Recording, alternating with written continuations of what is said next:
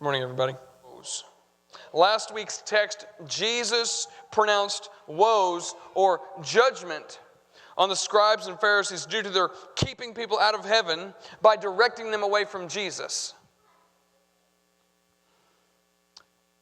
But on the flip side, not only are they keeping people out of heaven, they're also damning people into hell because they're winning converts to their ultra self-righteous, legalistic faith. Or should I say their religion, which has nothing to do with Jesus, nothing to do with depending on God's grace for salvation, and everything to depend on themselves and being good enough. Jesus wasn't happy about it. And so the thing that we made a big deal about last week was this: what we win them with is what we win them to. And the thing that we must be winning people with is the good news of Jesus. We must be winning people with the gospel message that Jesus has come to die and pay for the sin of humanity so that people can have a way to God. There is no other way to God apart from Jesus. You can't save yourself. Jesus is the way. I used the illustration that they were standing in front of the narrow gate, directing people to the broad gate. Narrow is the path that leads to righteousness, and wide and broad is the path that leads to destruction. Many are on it. That's what Jesus says. The Pharisees are standing in front of the narrow gate, which is Jesus. Hey, no, over here. Take the broad path. Take our self-righteous, legalistic religion. That's the way to go. Jesus wasn't happy. He takes very seriously people getting the gospel wrong or denying the gospel. That leads us to our text today, though. Let's read verses 16 through 19. Woe to you, blind guides, who say, if anyone swears by the temple, it is nothing. But if anyone swears by the gold of the temple, he is bound by his oath. You blind fools, for which is greater, the gold or the temple that has made the gold sacred? And you say, if anyone swears by the altar, it is nothing. But if anyone swears by the gift that is on the altar, he is bound by his oath. You blind men, for which is greater, the gift or the altar that makes the gift sacred? Here's point one. If you're writing things down, taking notes, filling in blanks. Judgment against inconsistent honesty. Judgment against inconsistent honesty. That's what Jesus is declaring judgment on. That's his woe. Woe against these people who are inconsistently honest. Maybe even unpredictably honest at times. Never know when they're telling the truth and never know when they're lying.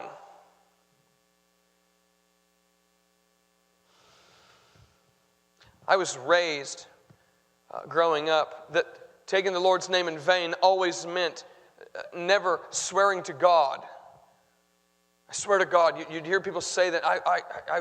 It was etched into my brain that is not a phrase that is a part of your vernacular. You are never to use such terminology. However, in the Old Testament, people swore to the Lord or swore to God quite frequently, and it was a means of taking oaths. What this did was call upon God to bear witness to the oath or commitment that was being made and ultimately hold them accountable to the promise they were making. It was binding.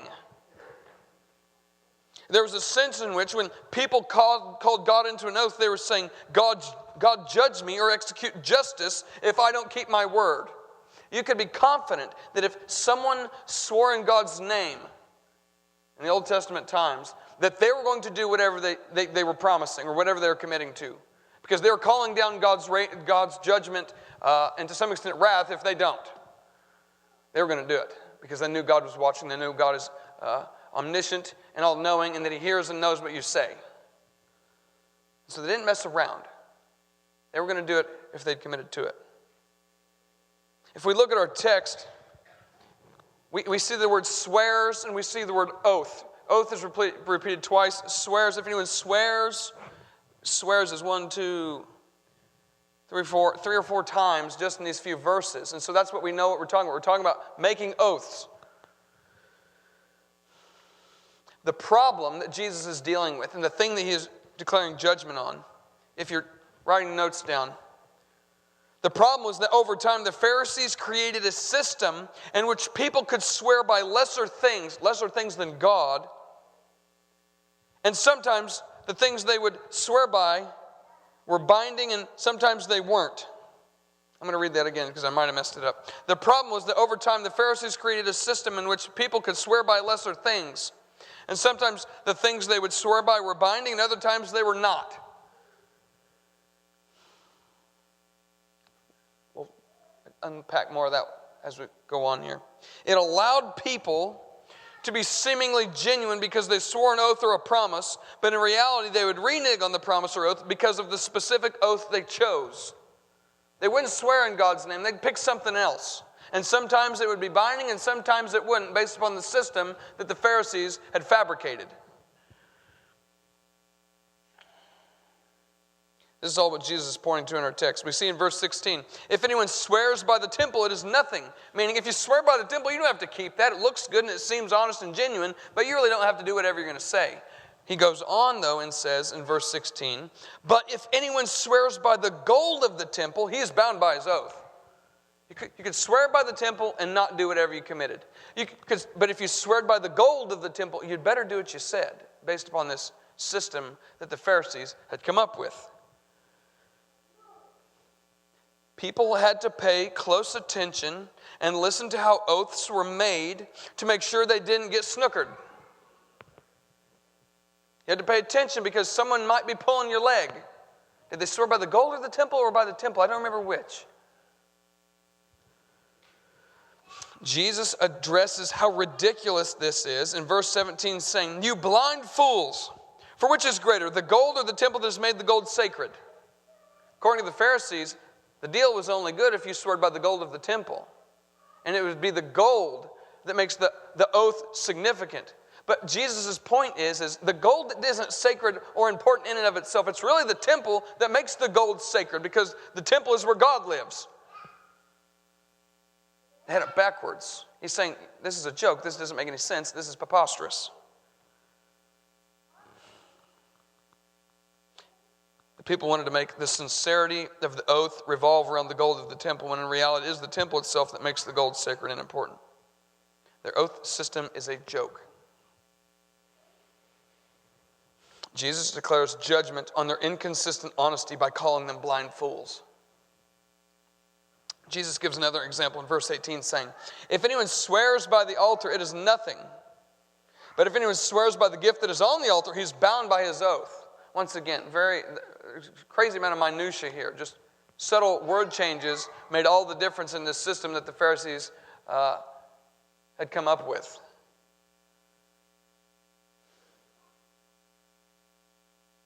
Jesus goes on and once again explains why this is silly in verse 19, saying, you blind men, for which is greater, the gift or the altar that makes the gift sacred?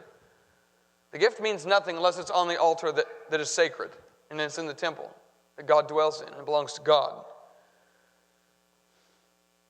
Jesus declares judgment on their inconsistent honesty by calling them blind men. By Jesus referring to the Pharisees and scribes as blind men, blind fools, and blind guides, this is an indictment and judgment because these are supposed to be men who are leading the people of God. Now, how well do the blind lead anybody? Do they lead people well? No. Blind people don't lead people well because they can't see where they're going and they don't know what's in front of them. And so Jesus is condemning them and judging them and saying, you're blind guides. You don't know what you're doing. They lead terribly. The only place the blind Pharisees are leading people is into judgment because they're teaching people to be dishonest. You don't always have to tell the truth. You don't always have to keep your word. You only have to do it in this instance and this instance. But in these instances over here, you don't have to worry about it. You can fudge what you say. Jesus is declaring judgment against inconsistent honesty. This leads to our second point. Second point is that our word must be good. Our word must be good. Let's read verses 20 and 20 through 22. So whoever swears by the altar swears by it and everything on it. And whoever swears by the temple swears by it and by him who dwells in it. And whoever swears by heaven swears by the throne of God and by him who sits upon it. Second point is our word must be good. If you're filling in blanks, writing notes down, here it is. The point Jesus is making here is that everything that is sworn is ultimately related to God and should be seen as binding.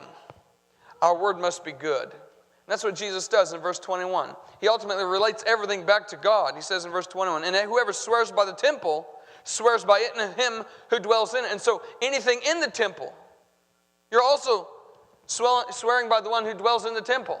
Whose temple is it? It's God's temple. Who dwells there? It's God who dwells there.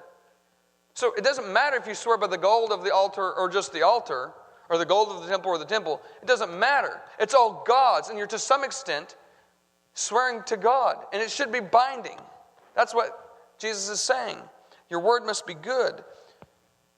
Same by heaven. So if we jump back to Matthew 5, you remember in Matthew 5, and Jesus' Sermon on the Mount, he talks about this same thing. He says, and talks about their swearing to heaven. Jesus addresses that. He says, whoever swears by heaven swears by the throne of God and by him who sits upon it. You can't swear by heaven and get out of having a legitimate oath because it's God who sits enthroned in heaven. And so this all relates back to the Old Testament way of thinking and swearing in God's name. Okay? They all go back to God. All oaths, whether you think they're binding or not, are binding. If you promise someone something, God is holding you accountable because God sees all, God knows all. Your word must be good because God is going to hold you accountable to it.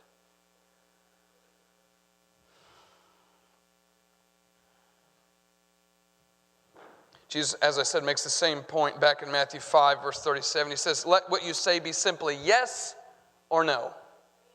Anything more than that comes from evil. James, the half-brother of Jesus, says the same over in James 5:12, saying, but above all, my brothers, do not swear either by heaven or by earth or by any oath, but let your yes be yes and your no be no, so that you may not fall under condemnation. Our word must be good. That's his point. You just need to say what you mean and mean what you say. Don't use tricky oaths. Don't swear by the altar versus the gift on the altar or the temple versus the gold in the temple. Just be straight. Just be predictable in the sense that whatever you say, you will do. Don't be tricky. Don't cross your fingers. Don't twist your... So whenever I was a kid, there's always, you'd make a promise or a commitment to a friend and, you'd have your fingers crossed behind your back and they'd say, hey, but you promised. Yeah, but I had my fingers crossed. That's what Jesus is talking about. Don't be tricky. I can think later on that, our friends would kind of pick up on this. And so they'd say, show me your hands. You're not crossing your fingers, are you? No, I'm not crossing my fingers, but I'd have my toes crossed. Couldn't see them. They were in my shoe. And then they picked up on that. Hey, your toes aren't crossed. No. And then I might be. Or twisting my tongue or whatever. The point is, don't be tricky. Your word needs to be good. Whatever you say you're going to do, you need to do it. When you and I say something, anything, we should mean it. We should not be like the Pharisees who came up with tricks and games that allowed them to be deceitful, because that's what that is. You're being deceitful. You're being dishonest. You're being intentionally deceiving. Side note, young people, really young people, kids. The difference between lying, let me back up. There are times where your parents will not do what they said. And it's not because they're lying. Lying is intentionally harmful and deceitful. Sometimes things don't pan out like the way we say. And it's just because that's how the cookie crumbles. That's how the day goes. And sometimes we can't do what we say we're going to do. It's not because we're trying to be deceitful or we're lying. That's what separates lying from everything else. Is that lying is intentionally deceitful. And lying is intentionally harmful. You're intentionally trying to trick or be tricky with other people. That's what lying is. There was a man one time that I was helping here at Franklin Heights, and I ended up not being able to hold up what I said I was going to do. And it wasn't for lack of effort. It wasn't because I was trying to be deceitful. It just didn't pan out. And he called me a liar. That's not lying. There's a difference between lying and being malicious and not being malicious and things not coming to fruition. Do you understand what I'm saying? Does that make sense? So it's an important distinction.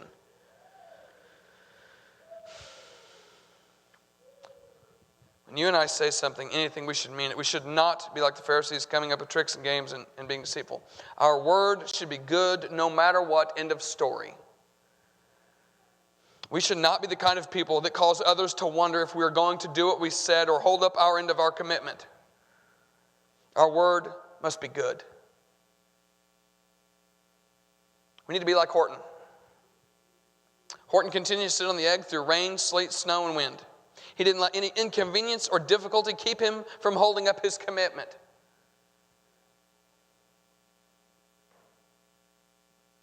I meant what I said, and I said what I meant. An elephant is faithful 100%. We must not, here's our last note under point 2, before we get to application. We must not let any inconvenience or difficulty, that's first blank. We must not let any inconvenience or difficulty keep us from doing what we have committed to. We must not let any inconvenience or difficulty keep us from doing what we have committed to. We must not let punishment or repercussion keep us from telling the truth. Our word must be good. We must not let punishment or repercussion keep us from telling the truth. Our word must be good.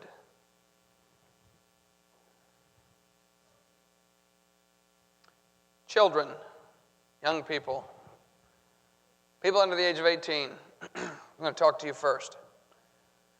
When you do something wrong, and it's a secret, and then someone finds out about it and confronts you, and says, hey,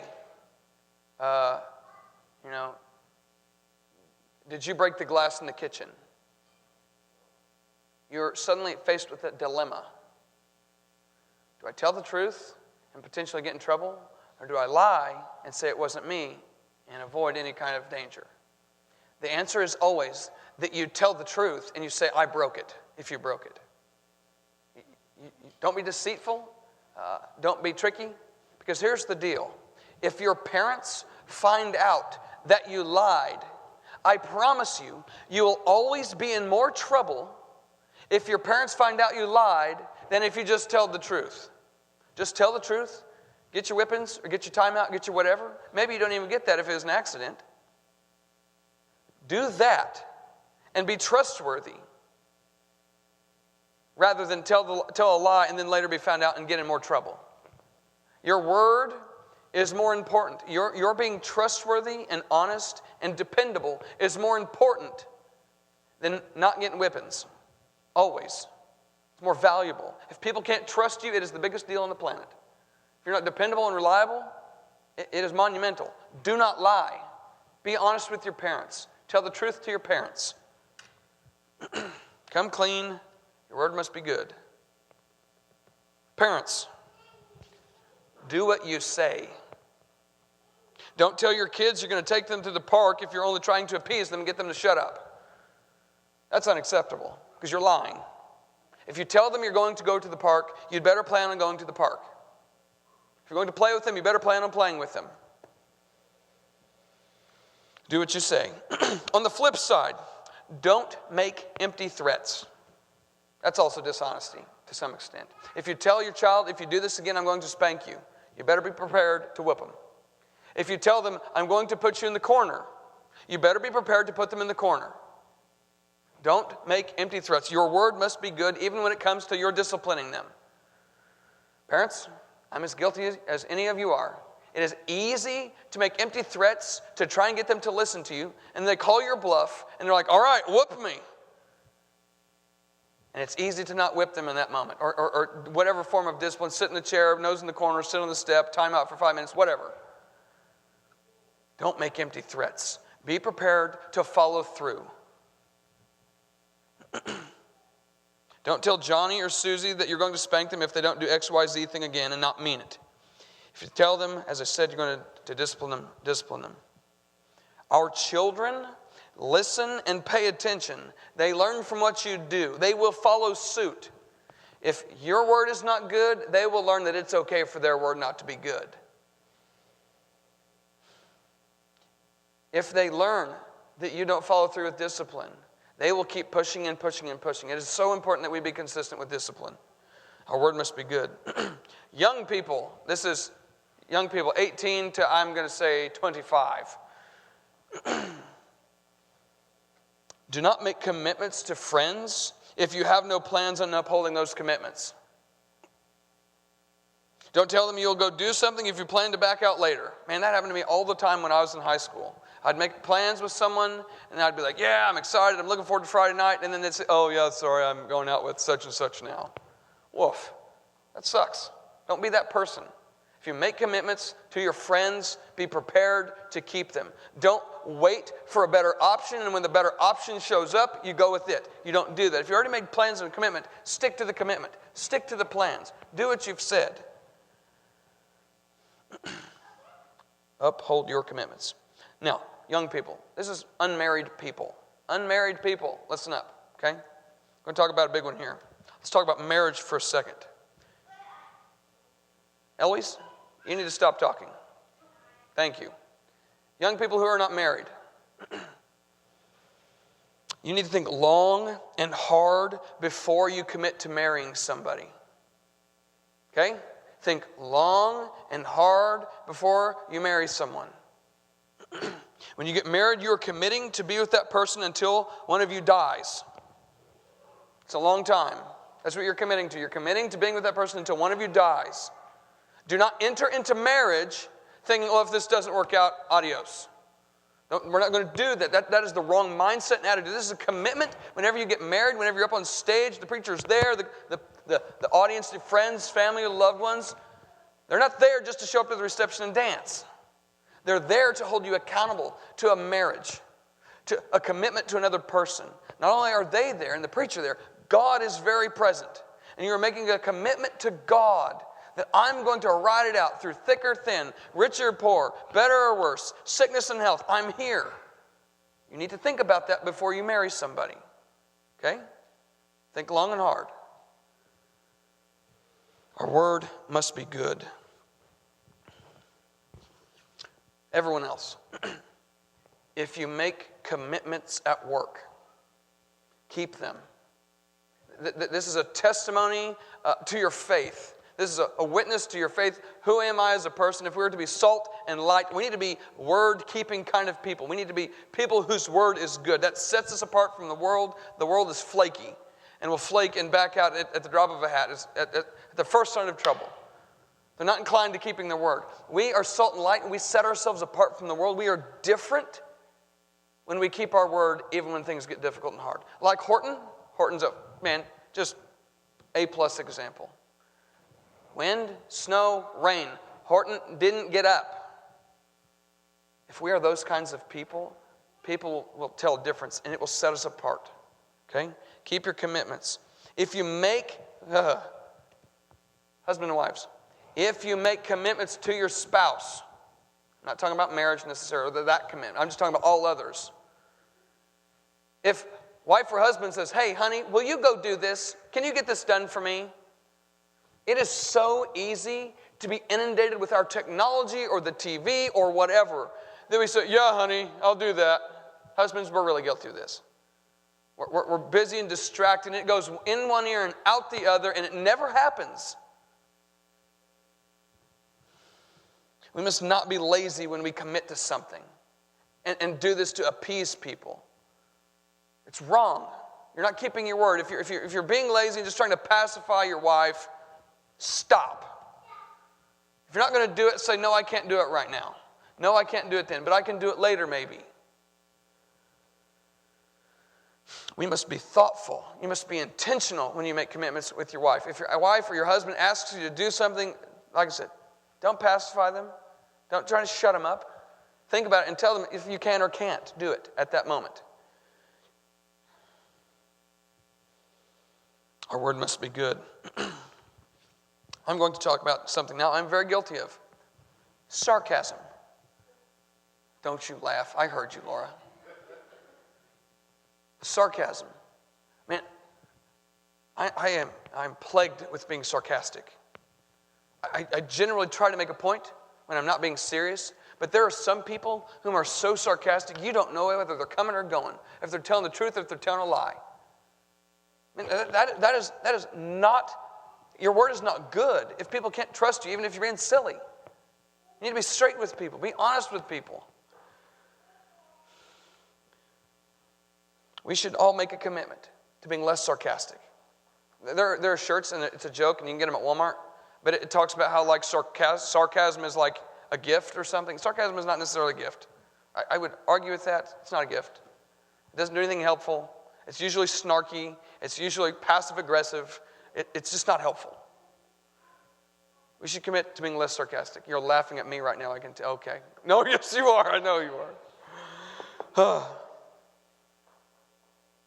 The problem that arises if we don't uphold our commitments, if we don't tell the truth or are sarcastic all the time, is that people won't believe or trust us. I think most of us have heard the story of the boy who cried wolf. The boy's out watching the sheep, and he goes, hee, wolf, and he yells, and all the townspeople come, and there's no wolf. Why are we here? There's no wolf. You don't need any help. He does that 3 times. 4th time, or 3rd time, or whatever, however the story goes, he cries wolf, and there is danger, and he needs help. And no one shows up because they don't trust him. If we are sarcastic all the time, if we are not reliable with our commitments, people cannot rely on us. This is not who God calls us to be. We are failing at being salt and light and set apart from the world if we are not people of our word, and our word is not good. People won't depend on us. They won't trust us. They won't believe us. Our word should be good to the point that people can depend, trust, and rely on us. One of the wonderful things, I'm getting ready to wrap up. One of the wonderful things about being people whose word is good is that we don't ever have to try and keep a fabricated story straight.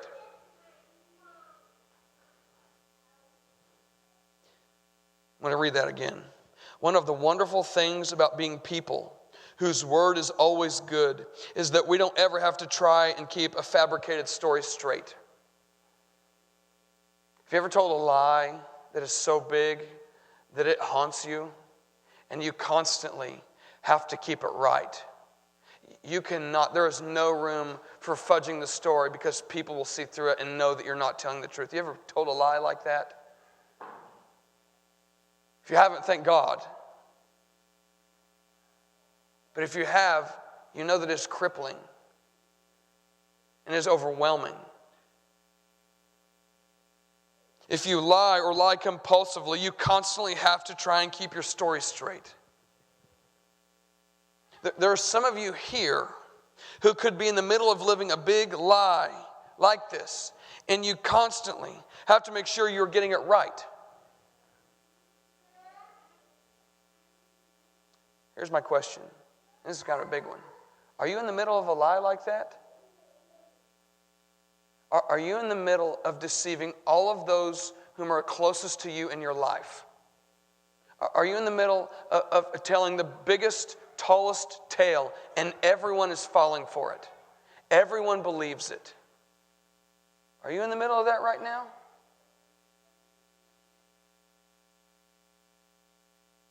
Are you? Maybe that's not you. Maybe you just tell little white lies throughout your entire life all of the time. Let me tell you, those will eventually catch up to you. People will eventually start to see through stuff like that. And you will fail to be trustworthy anymore. No one will believe you. No one will ever call you for help. No one will ever ask for your help. No one will ever do anything with you because they don't know if you're dependable.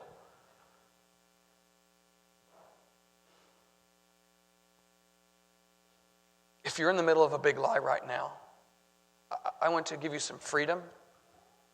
You need to come clean. But Matthew, you don't know the repercussion and the fallout. You don't know what's going to happen. You don't know the cascading effect that my giant lie, if I tell the truth, you don't know what's going to happen. Here's the deal. Remember, we talked about this communion. Jesus' death is big enough for this lie too. Your lie isn't too big for Jesus to cover. You can be forgiven of it. You can be relieved of the crushing weight that this lie is causing on your life. Same for the white lies. You can be freed from these. You know what the answer is? Just tell the truth. Always just tell the truth. Always just be honest. Always just do what you've committed to. It's that easy. It's not complicated. It's not complex. It's not tricky. Just be honest, always. Brothers and sisters, we need to be like Horton. This is your last note in your notes. Let our mantra be, I meant what I said and I said what I meant. A Christian is faithful 100%. Let our mantra be, I meant what I said and I said what I meant. A Christian is faithful 100%. Maybe you're in the middle of a big lie and you don't know what to do. I'm going to be standing over here in just a second. If you don't know what to do, come talk. Let's talk. Let's hash it out. I'd love to have a conversation with you. I'd love to encourage you. I'd love to walk through that with you. Let's stand and sing. Brothers and sisters, let's be people of our word. Let's be people who mean what they say and say what they mean. Let's be people who are not tricky or deceitful, but let our word be good. Okay? Let's pray. God, I pray that you would instill in us with great conviction that we must be people who tell the truth. We must be people whose word is good, who are dependable and hold up their commitments. God, if we're living a big lie, if we're covering up a big lie, if we are maintaining a giant facade and everyone is ignorant to it, God, let us come clean. Let us be honest. Let us reveal the truth. Father God, we love you. It's in Jesus' name we pray, amen. Let's sing.